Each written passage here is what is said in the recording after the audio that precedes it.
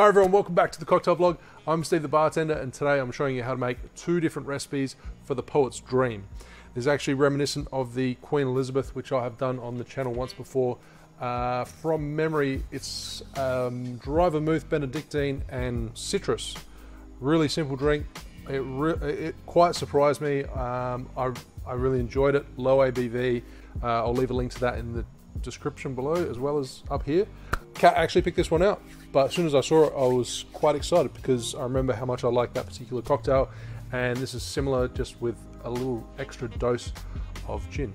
So I've got two different recipes to try, the first being published in 1937 by the United Kingdom Bartenders Guild, and the second was published 12 years later in the Esquire Handbook. I wasn't sure which one to make, and rather than trying it off camera and then just showing you the best, I thought I'd do it on camera, do a side-by-side comparison and give you some feedback, see what I think, and hopefully you guys find it useful. I've done it a couple times in the past, so let's see how it goes. So first recipe from the United Kingdom's Bartenders Guild book, which was called the Cafe Royale. 60ml, 2 ounces of your preferred gin. I happen to have a bottle of ounce gin, which is local. It's actually from 2017. It's been sitting on my shelf for quite some time. So 2 ounces of gin, and then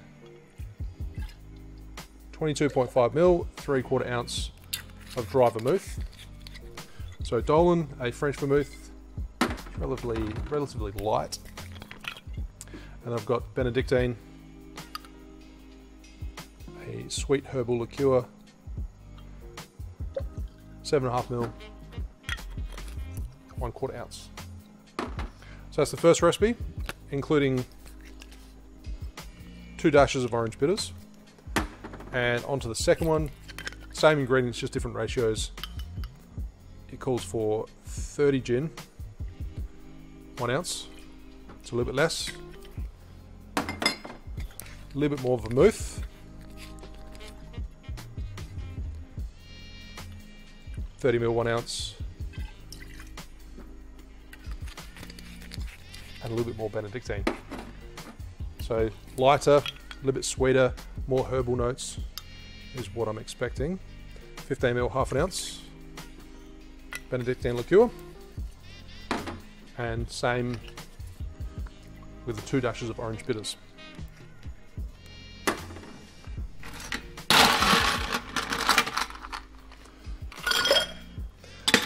Unfortunately, I haven't perfected the art of stirring 2 drinks at once, so you're just going to have to be patient with me.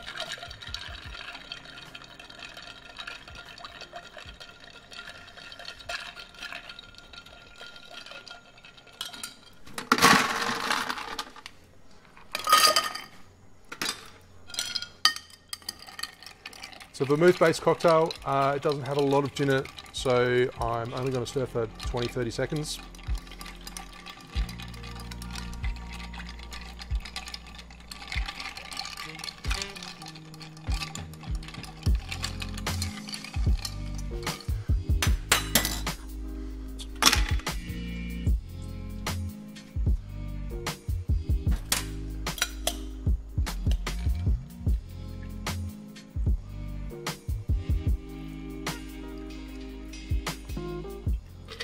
So from the Cafe Royale, a little more gin forward, the original recipe, and the slightly adapted recipe that came out 12 years later in the Esquire's Handbook. Coming up a little bit short, maybe I'll check my timing, maybe I stirred it a little bit less. No, actually that's 90ml, and that's a 75ml cocktail. So yeah, that works out about right. And for garnish, just a small swath of lemon. So they have 2 different variations of the poet's dream. One that's gin forward, one that's more vermouth and probably a little bit vermouth forward and a little bit sweeter, more herbal notes. But let's just give it a try, see how it goes. Cheers.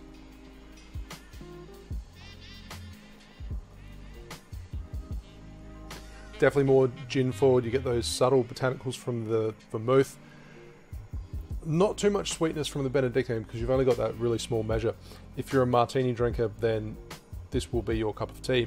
You've just got that little tiny sort of tweak with the Benedictine, and I have a feeling that I'll probably prefer this. Cheers.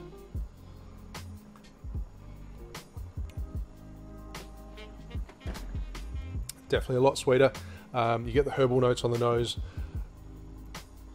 Like I said, if you're a martini drinker, you will like these particular cocktails. That's closer to a martini.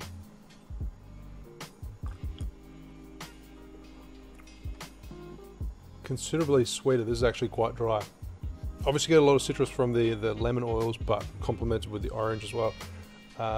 This gin has the prominent notes of orange, vanilla and cardamom, so it pairs quite nicely with the other citrus components. I don't have too much else to say. They're both pleasant drinks. If you're a martini drinker, you'll probably enjoy these. Thanks for watching. Make sure you like and subscribe, and I'll see you soon for another cocktail video. Cheers.